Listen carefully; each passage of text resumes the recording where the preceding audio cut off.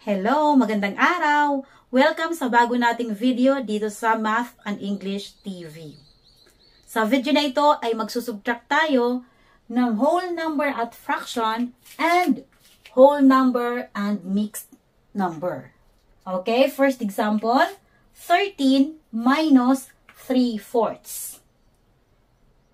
Sa pagsubtract ng fraction sa whole number, ang gagawin natin, itong minuend, itong whole number, i-change natin sa mixed number. Okay, gagawin natin itong mixed number. Paano? Dito sa whole number, magbabawas tayo ng 1. Babawasan natin ito ng 1. So, magiging ano na lang siya? 12. Okay. Ito, magiging 12 na lang yung whole number. Diba? Okay, 12. Then, yung binawas natin na 1, gagawin nating fraction equal to 1.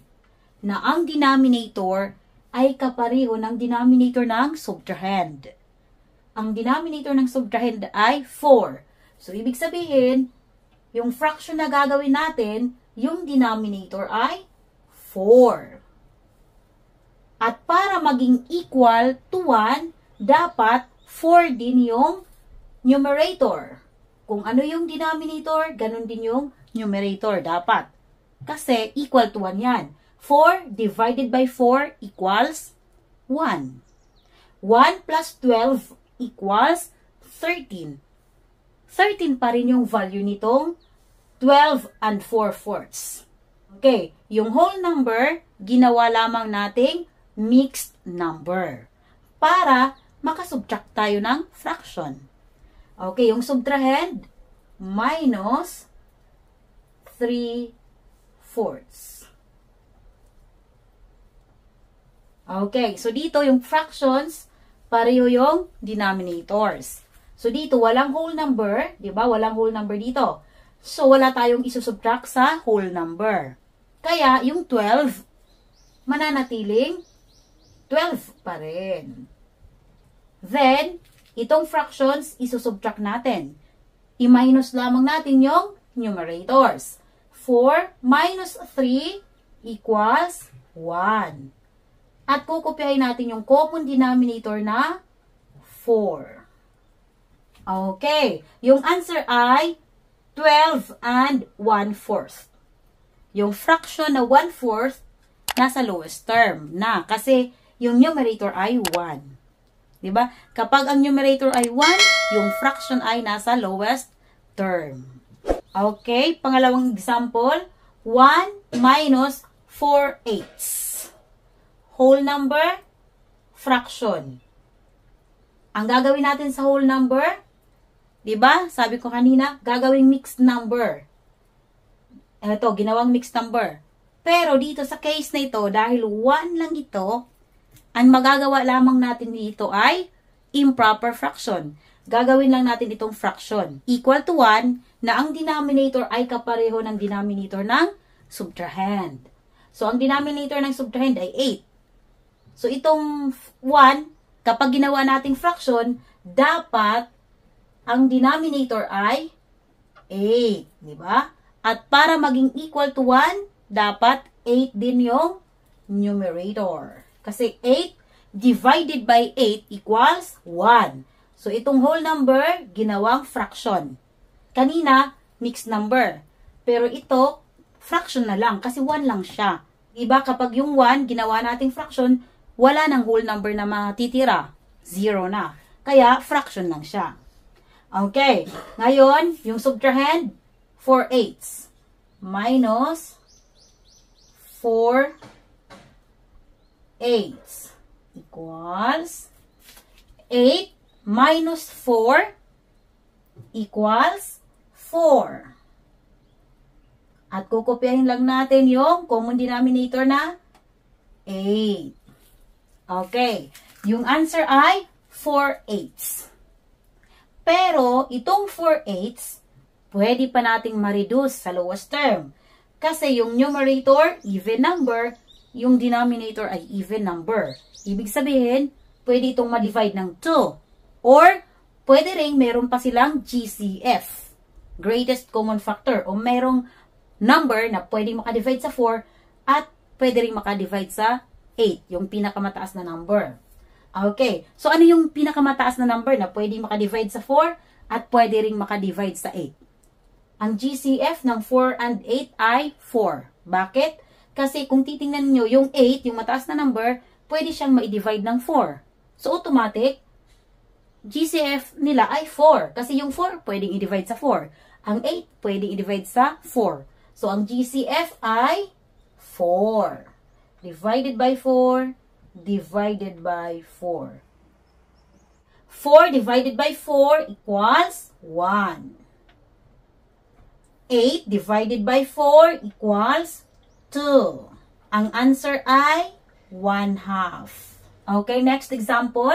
6 minus 2 and 1/5. First step, itong whole number, gawin nating mixed number. Ang gagawin natin ay babawasan natin ng 1 yung 6. 6 minus 1, 5. Okay. Magiging 5 na lang. Then, gagawa tayo ng fraction. Kasi yung kinuha nating 1, gagawin nating fraction equal to 1 na ang denominator ay kapareho ng denominator ng subtrahend. At ang denominator ng subtrahend ay 5. Kaya, ang denominator din dito ay 5. At para maging equal to 1, dapat pareho yung numerator at denominator.